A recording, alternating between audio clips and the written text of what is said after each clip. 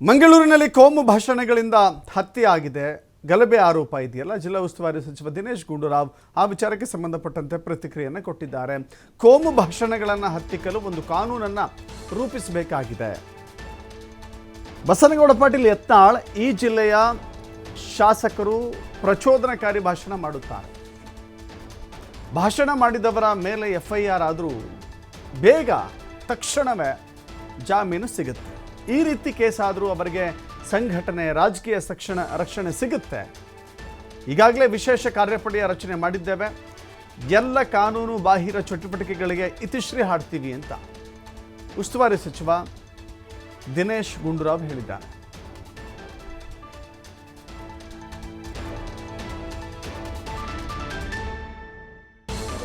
ಅಥವಾ ಇನ್ನೊಂದು ಭಾಷಣಗಳು ಮಾಡಿದಾಗ ಅದು ಅವರಿಗೆ ಕೋರ್ಟ್ನಲ್ಲಿ ನಾವು ಅವ್ರಿಗೆ ಸುಲಭವಾದಂಥ, ಯಾಕಂದರೆ ಈಗಿರುವಂಥ ಕಾನೂನುಗಳಲ್ಲಿ ಅವರಿಗೆ ಸುಲಭವಾಗಿ ಬೇಲ್ ಸಿಗ್ತದೆ, ಸುಲಭವಾಗಿ ಹೊರಗೆ ಇದಕ್ಕೇ ಪ್ರತ್ಯೇಕವಾದಂಥ ಹೊಸ ಕಾನೂನು ಮಾಡಬೇಕಾಗ್ತದೆ. ಅದು ಕೂಡ ಭಾಳ ಅವಶ್ಯಕತೆ ಇದೆ. ಯಾಕಂದರೆ ಈ ಹೇಟ್ ಸ್ಪೀಚು ಸೋಷಿಯಲ್ ಮೀಡಿಯಾದಲ್ಲಿ ಯಾರಿದ್ದಾರೆ, ಇನ್ಕ್ಲೂಡಿಂಗ್ ಟಾಪ್ ಲೀಡರ್ಸೇ ಇದ್ದಾರೆ. ಸಿಸ್ಟಮ್ ಬಂದಿರೋದ್ರಿಂದ ಇವರು ಈಗ ಭಯ ಕಮ್ಮಿ ಆಗೋಗಿದೆ. ನಾವು ಏನು ಬೇಕಾದ್ರೂ ಮತ್ತು ಅವ್ರಿಗೆ ಒಂದು ಪೊಲಿಟಿಕಲ್ ಪ್ರೊಟೆಕ್ಷನ್ ಇದೆ ಮತ್ತು ಒಂದು ಸಂಘಟನೆಯ ಬೆಂಬಲ ಇದೆ ಅವರಿಗೆ. ಸೊ ಖಂಡಿತ ಇವೆಲ್ಲ ಭಾಳ ಖಂಡಿತ ಅದು ಕೂಡ ಪೊಲೀಸವರು, ನಾನು ಅವತ್ತು ಅವರು ಪರ್ಮಿಷನ್ ಕೊಟ್ಟಿರಲಿಲ್ಲ, ಸೇರಿದ್ರು, ಅಲ್ಲಿ ಮಾತಾಡಿರೋದು ಕೂಡ ಸರಿ ಇರಲಿಲ್ಲ. ಬಟ್ ನಾನು ಹೇಳಿದ್ನಲ್ಲ, ನೀವು ಅವ್ರಿಗೆ FIR ಹಾಕಿದ್ರು ಕೂಡ ಅವ್ರಿಗೆ ಬೇಲಿಂದ ಹೊರಗೆ ಬಂದಿರೋ ಆ ಪರಿಸ್ಥಿತಿ ಇದೆ. ಪೊಲೀಸವರು ಇನ್ನೂ ಸ್ಟ್ರಿಕ್ಟಾಗಿ ಇರಬೇಕಾಗಿತ್ತು, ಅದು ಒಪ್ಕೊಳ್ತೀನಿ. ಆದರೆ ಈಗ ಈ ಒಂದು ಆಗ್ತಾ ಇರುವಂಥ ಘಟನೆಗಳನ್ನು ನಿಯಂತ್ರಣ ಮಾಡೋದಕ್ಕೆ ಈಗ ನಾವು ಸುಮಾರು ಕ್ರಮಗಳು ನಮ್ಮ ಸರ್ಕಾರ ತೀರ್ಮಾನ ಮಾಡಿದೆ. ಇವಾಗೇನು ಒಂದು ಈ ಸ್ಪೆಷಲ್ ಆ್ಯಕ್ಷನ್ ಫೋರ್ಸ್ ಅಲ್ವಾ, ಸ್ಪೆಷಲ್ ಆ್ಯಕ್ಷನ್ ಫೋರ್ಸನ್ನು ಒಂದು ವಿಶೇಷ ಕಾರ್ಯಪಡೆಯನ್ನು ಈಗ ರಚನೆ ಮಾಡಿದ್ದೀವಿ. ಏನು ಅಂತ ಹೇಳಿದ್ರೆ ಒಂದು ಆ್ಯಂಟಿ ಕಮ್ಯುನಲ್ ಫೋರ್ಸನ್ನು ಮಾಡ್ತೀವಿ ಅಂತ ಈ ವಿಶೇಷ ಕಾರ್ಯಪಡೆಯನ್ನು ಈಗ ಮಂಗಳೂರು, ಉಡುಪಿ, ಶಿವಮೊಗ್ಗಕ್ಕೆ ಒಂದು ರಚನೆ ಆದೇಶ ಆಗಿದೆ. ಅದೇ ರೀತಿಯಾಗಿ ಪೊಲೀಸಿನ ಒಂದು ವ್ಯವಸ್ಥೆಯಲ್ಲಿ ನಾವು ಈಗ ಕೆಲವು ಬದಲಾವಣೆಗಳು ಮಾಡಿದ್ದೀವಿ. ಮತ್ತು ಇಲ್ಲಿ ಎಲ್ಲ ಇಂಥ ಜನ ಯಾವ್ದಾರು ಇದರಲ್ಲಿ ಭಾಗಿಯಾಗ್ತಾರೆ ಅವರೆಲ್ಲರೂ ಕೂಡ ಹೆಚ್ಚಿನ ಅಂಶ ಅವರು ಎಲ್ಲ ರೀತಿಯ ಇಲ್ಲೀಗಲ್ ಆ್ಯಕ್ಟಿವಿಟೀಸಲ್ಲೂ ಇರ್ತಾರೆ. ಯಾರ್ಯಾರು ಈ ಹತ್ಯೆ ಮಾಡುವಂಥದ್ದು ಮತ್ತು ಪ್ರಚೋದನೆ ಮಾಡುವಂಥದ್ದು, ಬೆಂಕಿ ಹಚ್ಚೋ ಕೆಲಸ ಮಾಡೋದು, ಕೋಮು ಗಲಭೆಗಳ ಭಾಗಿಯಾಗ್ತಕ್ಕಂಥವರೆಲ್ಲ ಬಹುತೇಕ ಜನ ಎಲ್ಲ ಇಲ್ಲೀಗಲ್ ಆ್ಯಕ್ಟಿವಿಟೀಸಲ್ಲೂ ಕೂಡ ಭಾಗಿದಾರರೆ. ಅದು ಮತ್ತಷ್ಟು ಮಾಹಿತಿ ನಮ್ಮ ಪ್ರತಿನಿಧಿ ಆದಿತ್ಯ ನೀಡ್ತಾರೆ. ಆದಿತ್ಯ, ಗಲಭೆ ನಡೆದ ನಂತರದಲ್ಲಿ ಅಥವಾ ಘಟನೆ ನಡೆದ ನಂತರದಲ್ಲಿ ಮೊಟ್ಟ ಮೊದಲ ಬಾರಿಗೆ ದಿನೇಶ್ ಗುಂಡೂರಾವ್ ಇವತ್ತು ಭೇಟಿ ಕೊಟ್ಟಿದ್ದಾರೆ. ಈಗಾಗಲೇ ಕಾಂಗ್ರೆಸ್ ವಲಯದಲ್ಲಿ ಸಾಕಷ್ಟು ರೀತಿಯ ಅಸಮಾಧಾನಗಳು, ಮುನಿಸಿಗಳಿದೆ. ಅದರಲ್ಲೂ ಪರ್ಟಿಕ್ಯುಲರ್ ಆಗಿ ಅಲ್ಪಸಂಖ್ಯಾತ ಸಮುದಾಯದ ನಾಯಕರು ಕಾಂಗ್ರೆಸ್ನಿಂದ ಮಾನಸಿಕವಾಗಿ ದೂರವಾಗುವಂಥ ಸನ್ನಿವೇಶದಲ್ಲಿದ್ದಾರೆ. ಇದು ದಿನೇಶ್ ಗುಂಡೂರಾವ್ಗೆ ಒಂದು ರೀತಿಯ ಎರುಸು ಮುರುಸು ಇವತ್ತು ಸೃಷ್ಟಿಯಾಯಿತು. ಅದರ ಜೊತೆಗೆ ಮುಂದಿನ ದಿನಗಳಲ್ಲಾದರೂ ಕೂಡ ಕಾನೂನು ಮತ್ತು ಸುವ್ಯವಸ್ಥೆಯನ್ನು ಬಿಗಿಗೊಳಿಸಬೇಕು, ಇಂಥ ಘಟನೆಗಳು ಮರುಕಳಿಸಬಾರ್ದು ಅಂತ ಹೇಳಿದ್ರೆ ಬಿಗಿಯಾದ ಕ್ರಮವನ್ನು ತೆಗೆದುಕೊಳ್ಳಬೇಕು, ಟಫ್ ಆಫೀಸರ್ಗಳನ್ನ ಹಾಕಬೇಕು ಅನ್ನುವ ಒತ್ತಡ ಇದೆ. ಈ ಕುರಿತಂತೆ ಏನಾದರೂ ಸರ್ಕಾರ ನಿರ್ಧಾರ ತೆಗೆದುಕೊಳ್ಳಬಹುದಾ? ಹೌದು ದಶರಥ್, ಯಾಕಂದರೆ ಮೊನ್ನೆ ದಿವಸ ಯಾವಾಗ ಕಾಂಗ್ರೆಸ್ನ ಒಂದು 200ಕ್ಕೂ ಅಧಿಕ ಮುಸ್ಲಿಂ ಮುಖಂಡರು ತಮ್ಮ ಒಂದು ಸ್ಥಾನಕ್ಕೆ ರಾಜೀನಾಮೆಯನ್ನು ಕೊಟ್ಟರು, ಆ ಬೆನ್ನಲ್ಲೇ ಒಂದು ಕ್ಷಿಪ್ರ ಬೆಳವಣಿಗೆ ದಕ್ಷಿಣ ಕನ್ನಡ ಜಿಲ್ಲೆಯ ಒಂದು ಪೊಲೀಸ್ ಇಲಾಖೆ ವ್ಯವಸ್ಥೆಯಲ್ಲಾಗುತ್ತೆ.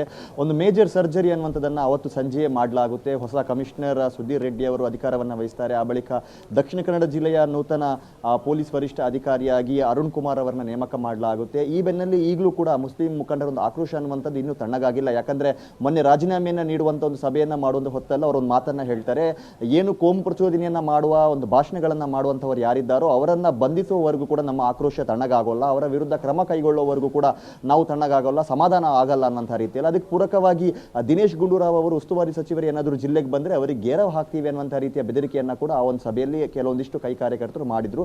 ಅದರ ಮುಂದುವರಿದ ಭಾಗವಾಗಿಯೂ ಕೂಡ ಈ ಒಂದು ಬೆಳವಣಿಗೆ ಮುಂದುವರೆದಿದೆ. ಇವತ್ತು ಕೂಡ ದಿನೇಶ್ ಗುಂಡೂರಾವ್ ಅವರು ಏನು ಪೊಲೀಸ್ ಇಲಾಖೆ ಅಧಿಕಾರಿಗಳ ಒಂದು ಸಭೆಯನ್ನು ಮಾಡುವ ಮುಂಚಿತವಾಗಿ ಒಂದು ಸಭೆಯನ್ನು ನಡೆಸುವ ಸಂದರ್ಭ, ಸುದ್ದಿಗೋಷ್ಠಿಯನ್ನು ಮಾಡುವ ಒಂದು ಸಂದರ್ಭ ಈ ಕೋಮು ಪ್ರಚೋದನೆಯನ್ನ ಕೋಮು ಗಲಭೆಯನ್ನ ಹತ್ತಿಕ್ಕುವ ವಿಚಾರದಲ್ಲಿ ಅವರು ಮಾತನಾಡುವ ಒಂದು ಸಂದರ್ಭ ಸುದ್ದಿಗೋಷ್ಠಿಯಲ್ಲಿ ಓರ್ವ ಕಾಂಗ್ರೆಸ್ ಮುಖಂಡ, ಅದು ಕೂಡ ಓರ್ವ ಮುಸ್ಲಿಂ ಮುಖಂಡ ಆಕ್ರೋಶವನ್ನ ಆಕ್ಷೇಪವನ್ನ ಅಲ್ಲೇ ವ್ಯಕ್ತಪಡಿಸುವಂತಹ ಘಟನೆ ಕೂಡ ನಡೆಯುತ್ತೆ. ಮೊದಲು ನೀವು ಕೋಮು ಪ್ರಚೋದನಕಾರಿ ಭಾಷಣವನ್ನ ಮಾಡುವಂತವರನ್ನ ಹತ್ತಿಕ್ಕುವ ಕೆಲಸ ಮಾಡಿ ಅಂತ ಆತ ಅಲ್ಲೇ ಆಕ್ರೋಶವನ್ನ ವ್ಯಕ್ತಪಡಿಸ್ತಾನೆ. ಇದರಿಂದ ದಿನೇಶ್ ಗುಂಡೂರಾವ್ ಅವರಿಗೆ ಒಂದು ರೀತಿ ಕೋಪ ಕೂಡ ಬರುತ್ತೆ, ಒಂದು ಎರಿಸು ಮುರಿಸು ಕೂಡ ಆಗುತ್ತೆ.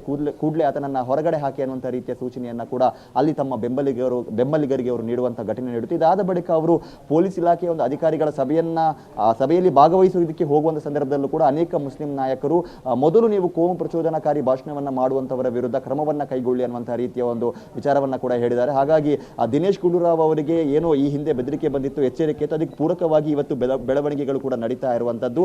ಮುಸ್ಲಿಂ ಮುಖಂಡರ ಒಂದು ಆಕ್ರೋಶ ಏನು ಅಂದ್ರೆ, ಒಂದು ಕಡೆಯಿಂದ ಹತ್ಯೆ ನಡೆದಿದೆ, ಹತ್ಯೆ ಆರೋಪಿಗಳ ಬಂಧನ ಆಗ್ತಾ ಇದೆ. ಇದಕ್ಕಿಂತ ಮುಖ್ಯವಾಗಿ ಯಾರೆಲ್ಲ ಇಲ್ಲಿ ಕೋಮು ದ್ವೇಷವನ್ನ ಹುಟ್ಟುಹಾಕುವಂತಹ ರೀತಿಯ ಒಂದು ಪ್ರಚೋದನಕಾರಿ ಭಾಷಣವನ್ನ ಮಾಡ್ತಾರೋ ಅವರನ್ನ ಬಂಧಿಸಿ ಅವರೇ ಈ ಎಲ್ಲ ಹತ್ಯೆಗಳಿಗೆ ಕಾರಣಕರ್ತರು ಅನ್ನುವಂತಹ ರೀತಿಯ ಒಂದು ಆಗ್ರಹ ಇದೆ. ಮತ್ತು ಜಿಲ್ಲಾ ಉಸ್ತುವಾರಿ ಸಚಿವರ ಬದಲಾವಣೆ ಆಗಬೇಕು, ಗೃಹ ಸಚಿವರ ಬದಲಾವಣೆ ಆಗಬೇಕು ಅನ್ನುವಂತಹ ರೀತಿಯಲ್ಲೂ ಕೂಡ ಆಗ್ರಹವನ್ನ ವ್ಯಕ್ತಪಡಿಸಿದ್ರು. ಸೊ ಕಾಂಗ್ರೆಸ್ನ ಮುಸ್ಲಿಂ ಮುಖಂಡರ ಒಂದು ರಾಜೀನಾಮೆ ಅನ್ನುವಂಥದ್ದು ಕಾಂಗ್ರೆಸ್ ಪಕ್ಷಕ್ಕೆ ಒಂದು ದೊಡ್ಡ ಹೊಡೆತವೂ ಕೂಡ ಹೌದು. ಇದರ ಬೆನ್ನಲ್ಲೇ ಇದೀಗ ಒಂದು ವಿಶೇಷ ಕಾರ್ಯಪಡೆಯನ್ನ ದಕ್ಷಿಣ ಕನ್ನಡ ಜಿಲ್ಲೆ, ಉಡುಪಿ ಜಿಲ್ಲೆ ಮತ್ತು ಶಿವಮೊಗ್ಗ ಜಿಲ್ಲೆಗೆ ಈಗ ಕೇಂದ್ರೀಕರಿಸಿ ಒಂದು ವಿಶೇಷ ಕಾರ್ಯಪಡೆಯ ರಚನೆಯಾಗಿದೆ. ಇದು ಪ್ರಮುಖವಾಗಿ ಈ ಕೋಮು ದ್ವೇಷವನ್ನ ಹತ್ತಿಕ್ಕುವಂತಹ ನಿಟ್ಟಿನಲ್ಲಿ ಒಂದು ಕಾರ್ಯಾಚರಣೆಯನ್ನ ಮಾಡಲಿಕ್ಕಿದೆ. ಈ ಬಗ್ಗೆ ಕೂಡ ದಿನೇಶ್ ಗುಂಡೂರಾವ್ ಅವರಿಗೆ ಸದ್ಯ ಆದೇಶವನ್ನ ನೀಡಿದ್ದಾರೆ, ಈ ಬಗ್ಗೆ ಮಾಹಿತಿಯನ್ನ ಕೂಡ ನೀಡಿದ್ದಾರೆ. ಇದರೊಂದಿಗೆ ಯಾರೆಲ್ಲ ರಾಜೀನಾಮೆಯನ್ನ ಕೊಟ್ಟಿದ್ದಾರೋ ಈ ರಾಜೀನಾಮೆಯ ಬಗ್ಗೆ ನೀವು ಏನು ಹೇಳ್ತೀರಾ ಅಂತ ಕೇಳಿದ ಸಂದರ್ಭ ದಿನೇಶ್ ಗುಂಡೂರಾವ್ ಅವರಿಗೆ ಅದಕ್ಕೆ ತೀಕ್ಷ್ಣವಾಗಿ ಪ್ರತಿಕ್ರಿಯಿಸ್ತಾರೆ. ಈ ರಾಜೀನಾಮೆಯ ಬಗ್ಗೆ ನನ್ನ ಗಮನಕ್ಕೆ ಬಂದಿಲ್ಲ, ಇದು ನನ್ನ ಮೇಲೆ ಅಂದ್ರೆ ನಾನು ಸರ್ಕಾರದ ಒಂದು ಪ್ರತಿನಿಧಿಯಾಗಿ ಇಲ್ಲಿ ಬಂದಿದ್ದೇನೆ, ಯಾವ ಧರ್ಮದವರು ಸತ್ರು ಕೂಡ ನಂಗೆ ಅದು ನೋವಾಗುತ್ತೆ. ಕೆಲವೊಂದಿಷ್ಟು ಜನ ತಮ್ಮ ಧರ್ಮದವರು ಸತ್ತಾಗ ಮಾತ್ರ ಆಕ್ರೋಶವನ್ನ ವ್ಯಕ್ತಪಡಿಸ್ತಾರೆ. ನಾವು ಆ ಥರ ಅಲ್ಲ, ಒಟ್ಟಾರೆಯಾಗಿ ಈ ಒಂದು ಕೋಮು ಗಲಭೆಗಳನ್ನ, ಕೋಮು ದ್ವೇಷವನ್ನ ಹತ್ತಿಕ್ಕುವಂತ ಕೆಲಸವನ್ನ ಮಾಡ್ತೀವಿ. ಯಾರು ಪ್ರಚೋದನೆಯನ್ನ ಕೊಡ್ತಾರೋ ಅವರ ವಿರುದ್ಧ ಕಠಿಣ ಕ್ರಮವನ್ನ ಕೈಗೊಳ್ತೀವಿ ಅನ್ನುವಂಥ ಭರವಸೆಯನ್ನು ನೀಡಿದ್ದಾರೆ. ಇದಾದ ಬಳಿಕ ಇದೀಗ ಪೊಲೀಸ್ ಇಲಾಖೆ ಅಧಿಕಾರಿಗಳೊಂದಿಗೆ ಅವರು ಸಭೆಯನ್ನು ನಡೆಸ್ತಾ ಇದ್ದಾರೆ. ಈ ಹೊತ್ತಲ್ಲೂ ಕೂಡ ಅನೇಕ ಮುಸಲ್ಮಾನ್ ಮುಖಂಡರು ಬಂದು ಅಬ್ದುಲ್ ರೆಹಮಾನ್ ಸಾವಿಗೆ ನ್ಯಾಯವನ್ನ ಕೂಡ ಕೋರಿದ್ದಾರೆ ಮತ್ತು ಈ ಪ್ರಚೋದನಕಾರಿ ಭಾಷಣವನ್ನ ಯಾರು ಮಾಡ್ತಾರೋ ಅವರ ವಿರುದ್ಧ ಕ್ರಮವನ್ನ ಕೈಗೊಳ್ಳಿ ಅನ್ನುವಂಥ ರೀತಿಯ ಮನವಿಯನ್ನ ಕೂಡ ಸದ್ಯ ನೀಡಿದ್ದಾರೆ. Dasharath, yes, thank you Aditya ನಿಮ್ಮಲ್ಲ ಮಾಹಿತಿಗೆ.